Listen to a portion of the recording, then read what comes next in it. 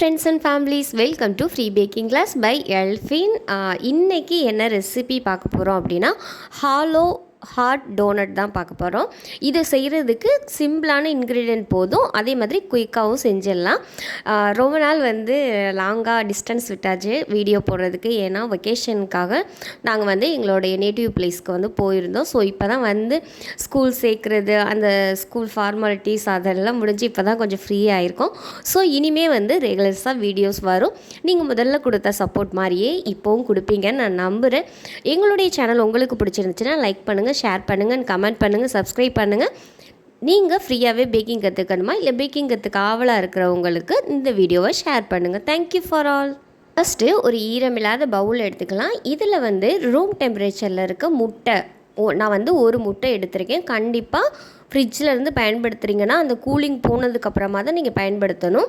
இந்த முட்டை கூட ட்ரை ஈஸ்ட் 2 கிராம் அளவு எடுத்திருக்கேன். அது கூடவே 2 கிராம் அளவு சுகர், நார்மல் ஒயிட் சுகர் சேர்த்துருக்கேன். இது எல்லாத்தையும் சேர்த்துட்டு விஸ்க் வச்சு அந்த சுகரும் ஈஸ்ட்டும் அந்த முட்டை கூட ஓரளவுக்கு மிங்கிள் ஆகல வரைக்கும் ஒரு 3 to 4 minutes வரைக்கும் நல்லா நீங்கள் பீட் பண்ணி எடுத்துக்கோங்க. அதாவது பீட்ரு தேவையில்லை, விஸ்க் வச்சே கலந்து எடுத்துக்கோங்க. கலந்து இந்த மாதிரி ஓரளவுக்கு கலந்து எடுத்ததுக்கப்புறம் இதில் கரெக்டாக 250 ml கப்பில் 3/4 கப் அளவு மைதா எடுத்திருக்கேன். அதாவது 90 கிராம் அளவு. இதை இந்த மாவு கூட சேர்த்துட்டு நல்லா நம்ம மிக்ஸ் பண்ணிக்கோங்க. லைட்டாக ஃபஸ்ட்டு விஸ்க் வச்சு மிக்ஸ் பண்ணிவிட்டு அதுக்கப்புறம் நல்லா கை வச்சு நல்லா ஒரு சப்பாத்தி டோ மாதிரி ஒரு கெட்டியான டோ அளவுக்கு நீங்கள் பிசைஞ்சுக்கணும். இந்த மாதிரி அளவுக்கு தண்ணியோ வேறு எண்ணெயோ எதுவுமே சேர்க்கக்கூடாது. இந்த மாதிரி சேர்த்துட்டு ஒரு ஃபுட் ரேப்பர் வச்சு க்ளோஸ் பண்ணிவிட்டு ஒரு மணி நேரத்துக்கு அப்படியே வச்சுருங்க. வெயில் டைமாக இருந்துச்சுன்னா சீக்கிரமே ப்ரூஃப் ஆயிரும். குளிர்காலத்தில் கொஞ்சம் ப்ரூஃப் ஆகுறது அதிக டைம் எடுத்துக்கிறோம். இப்போ 1 மணி நேரம் கழித்து நம்மளுக்கு டோ நல்லா டபுள் ஆகிருக்கு. இதை ஒரு ஒர்க் ஏரியாவுக்கு மாற்றிக்கலாம்.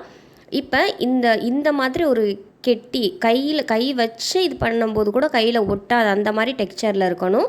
இப்போ இதை ஒரு ஒர்க் ஏரியாவுக்கு மாற்றிக்கலாம். லைட்டாக கீழே மைதா மாவு ஸ்ப்ரெட் பண்ணிவிட்டு அதுக்கப்புறம் இந்த மாவு நம்ம வச்சு ஒரு சப்பாத்தி, கரெக்டாக சப்பாத்தி அளவு தின்னாக எவ்வளோதுக்கு தேய்ப்போமோ அந்த அளவுக்கு தேய்ச்சி எடுத்துக்கலாம். இந்த மாதிரி தேய்ச்சி எடுத்ததுக்கப்புறம் நான் ஹார்ட் ஷேப் குக்கி கட்டர் வச்சுருக்கேன். அதை வச்சு நான் சின்னதாக கட் பண்ணி எடுத்துக்கிறேன் எல்லாத்தையும். உங்களுக்கு விருப்பமான ஷேப் எதுவோ, எந்த குக்கி கட்டர் யூஸ் பண்ணுறீங்களோ அந்த மாதிரி நீங்கள் யூஸ் பண்ணிக்கலாம், ஒன்றும் தப்பில்லை. மாதிரி எல்லா டோனட்டையும் ஒரே சைஸில் நான் செஞ்சு எடுத்துருக்கேன். எக்ஸ்ட்ரா உள்ள பீஸை எடுத்துகிட்டு மறுபடியும் தேய்ச்சி மறுபடியும் குக்கி கட்டர் வச்சு நம்ம கட் பண்ணி எடுத்துக்கலாம். கட் பண்ண பீசஸை ஒன்றா எடுத்து தனியாக வச்சுட்டு அதை ஒரு ஃபுட் ரேப்பரோ அப்படி இல்லைன்னா ஒரு காட்டன் துணியை வச்சோ லைட்டாக க்ளோஸ் பண்ணிவிட்டு ஒரு 10 to 15 நிமிஷம் அப்படியே வச்சுருங்க.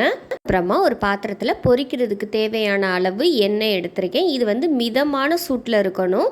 ரொம்ப அதிக சூட்டில் இருந்துச்சுன்னா நம்ம டோனட் உப்பி வராது.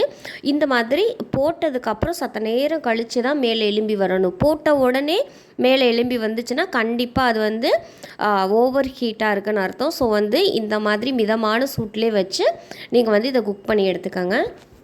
எல்லா டோனட்டையுமே இந்த மாதிரி நல்லா கோல்டன் ப்ரௌன் கலரில் வர்ற வரைக்கும் நீங்கள் பொரிச்சு எடுத்துக்கோங்க. இப்போ இது எல்லாத்தையும் ஒரு தனியாக ஒரு பிளேட்டில் நம்ம வச்சிடலாம். நல்லா ட்ரையாக ஆற வச்சுருங்க. அதுக்கப்புறம் சுகர் கோட்டிங் கொடுத்தா தான் கிறிஸ்பியாக இருக்கும். நீங்கள் சூடாக பொரிச்ச உடனே போட்டிங்கன்னா அது நமத்து போனாப்புல பதன்னு இருக்கும். ஸோ நல்லா ஆறட்டும். இதில் கரெக்டாக 60 கிராம் அளவு சுகர் பவுடர் எடுத்திருக்கேன். அதாவது நார்மல் ஒயிட் சுகரை பவுடர் பண்ணிவிட்டு அதை ஒரு பவுலில் எடுத்திருக்கேன். இது கூடவே 15 கிராம் அளவு தண்ணி, இது ரெண்டையும் சேர்த்துட்டு நல்லா மிக்ஸ் பண்ணிங்கன்னா ஒரு க்ரீமியான பேஸ்ட் மாதிரி நம்மளுக்கு ரெடி ஆகிருக்கும். அதாவது நீங்கள் நல்லா பவுடர் பண்ணியிருக்கணும். சுகரை திப்பியாக சுகர் தனியாக லைட்டாக பவுடர் தனியாக அந்த மாதிரி இருந்துச்சுன்னா அது கொஞ்சம் லிக்விடாக தண்ணி மாதிரி ஆயிரும். நல்லா சுகர் பவுடரை அரைச்சிட்டு நீங்கள் லைட்டாக சல்லடையில் சளிச்சிட்டு கூட நீங்கள் சேர்த்திங்கன்னா அந்த க்ரீமியாக ஒரு கோட்டிங் கொடுக்குற அளவுக்கு கிளேஸ் மாதிரி தெரியும். இப்போ கரெக்டாக 60 கிராம் அளவு சுகர் பவுடருக்கு 15 கிராம் அளவு தண்ணி சேர்த்து இந்த மாதிரி ஒரு பேஸ்ட் மாதிரி நல்லா கரைச்சி எடுத்துக்கோங்க. இந்த மாதிரி கரைச்சி எடுத்த பேஸ்ட்டு கூட நம்ம ரெடி பண்ணி வச்சுருக்க டோனட்டை வந்து நல்லா டிப் பண்ணி, அதாவது அதில் முக்கி எல்லா இடத்துலையும் அந்த சுகர் சிரப் படுற மாதிரி டிப் பண்ணிவிட்டு நம்ம எடுத்து வச்சிடலாம். இது வந்து மேலே கிறிஸ்பியாக இருக்கும், அதே நேரத்தில் கிளேஸ் மாதிரி நல்லா கண்ணாடி மாதிரி பளபளன்னு இருக்கும். பார்க்குறதுக்கு அவ்வளோ அழகாக இருக்கும். வேணும்னா நீங்கள் வந்து சர்வ் பண்ணும்போது ஸ்ப்ரிங்கிள்ஸ் தூவி கூட கொடுக்கலாம், ஒன்றும் பிரச்சனை இல்லை. பாருங்க, நம்ம ஹாலோ ஹாட் டோனட் வந்து செம்மையாக ரெடி ஆயிடுச்சு. இது வந்து நல்லா காஞ்சதுக்கப்புறம் ட்ரை ஆனதுக்கப்புறம் நல்லாயிருக்கும். நீங்கள் ட்ரை பண்ணி பார்த்துட்டு ஃபீட்பேக் சொல்லுங்கள்.